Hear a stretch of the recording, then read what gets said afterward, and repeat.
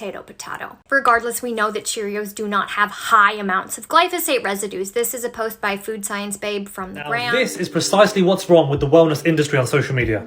Foods that I will never eat again as a food science major with a master's in agriculture. So you may be familiar with this woman because of her viral video that got over 6 million views, telling people to never touch Cheerios because it causes cancer. Hey, Mr. DX signing on. Y'all have been coming across videos that I have to give my intake on. I'm a holistic nutritionist. I study dietetics. I understand food science, nutrition biochemistry, cereal bars, and all these things often come up. And I'm not here to put down every dietitian or doctor. There are some who do speak up, and I really do appreciate it. And sometimes making people feel good all the time actually does more damage. You will see dietitians and doctors, dietitians specifically, who will push certain things in the food industry because that's pretty much how they make their money.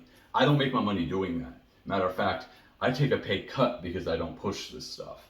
When it comes to cereal, depending on the cereal product and nutrition facts, a lot of the cereals that are pushed are usually cheap. It's poor quality.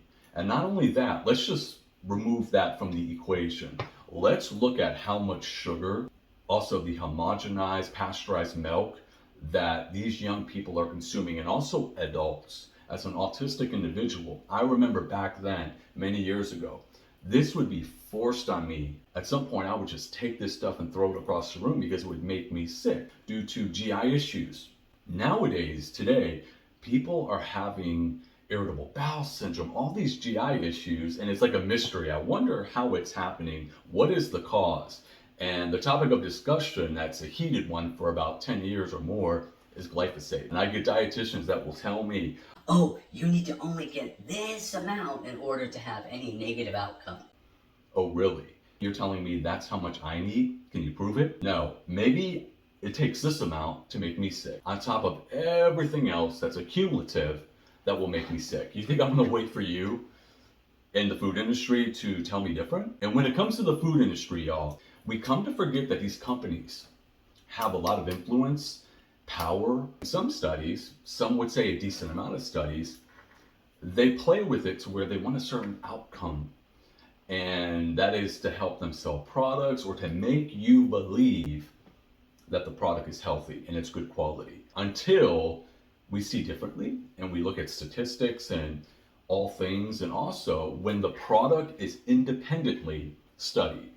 The topic of glyphosate would not be what it is today if we did not independently test some of these products to see, well, what is actually in it? What vitamin and minerals, constituents, and other things are in it? What is harmful that could be in it that is making us sick, but we really don't know it? Because quite frankly, y'all, there's money in glyphosate. And also the health professionals that we go to, they make money sometimes by telling you that these things are okay and that it's perfectly healthy for you to consume. We see it with nutrition all the time. 1 minute they're telling you this and that. And I'm like, okay, let's just stop. Let's see how that person's body is responding to these things. And let's judge based on that.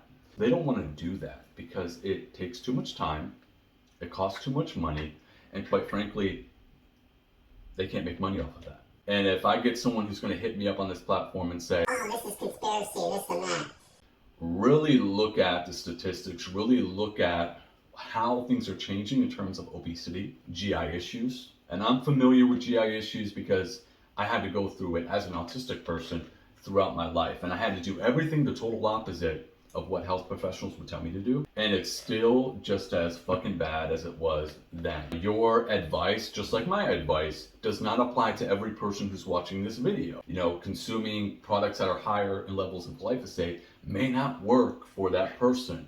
And if a dietitian wants to step up and say, well, I disagree with you, well, then maybe you should pay to support whatever outcome that person has from consuming what you're fucking recommending in the first place.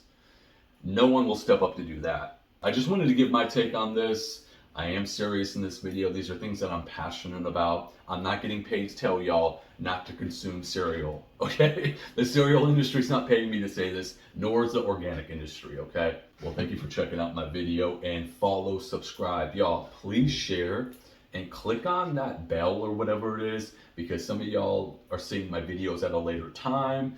This platform sometimes likes to silence LGBTQ creators or people who difference of opinion. Yeah.